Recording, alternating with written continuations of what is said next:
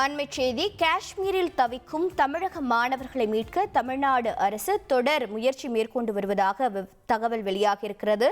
சாலை வழியாக வர மாணவர்கள் விருப்பம் தெரிவிக்கவில்லை என்றும் தமிழ்நாடு அரசு தெரிவித்திருக்கிறது. மேலும் விவரங்களை செய்தியாளர் பாஸ்கர் வழங்கிட கேட்கலாம். பாஸ்கர், வணக்கம். மொத்தம் எத்தனை மாணவர்கள் தற்போது காஷ்மீரில் தவித்து வருகிறார்கள்? அவர்களை மீட்க வேறு என்ன வழி தமிழக அரசு சார்பில் ஏற்பாடு செய்யப்பட்டிருக்கிறது? உயர்கல்வி பயிலக்கூடிய ஒரு 52 மாணவர்களும் 4 மாணவர்கள் கல்வி சுற்றுலா சென்ற மாணவர்களும் அங்க மாற்றிக் கொண்டிருக்கிறார்கள். அவர்கள் தமிழகம் திருப்பதி. என்னோட பிசினஸுக்கு ஜிஎஸ்டி நோட்டீஸ் வந்திருக்கு பாரு. உடனே ஜிஎஸ்டி எக்ஸ்பர்ட் பேசு. உடனே எப்படி கிடைக்கும்? பாஸ் வாலா பி தி பாஸ். நடவடிக்கை தமிழக முதலமைச்சர் உத்தரவுல மேற்கொண்டு வருகிறது.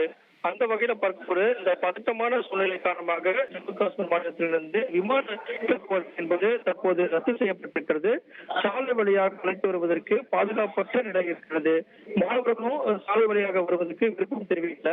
இதன் காரணமாக விமான சேவை மீண்டும் தொடங்கியுடன் தான் அந்த மாணவர்கள் தமிழ்நாட்டுக்கு அழைத்து வருவதற்குள்ள நடவடிக்கை மேற்கொள்ளப்படும். அரசு தொடர்ந்து நிலைமையை கண்காணித்து வருகிறது.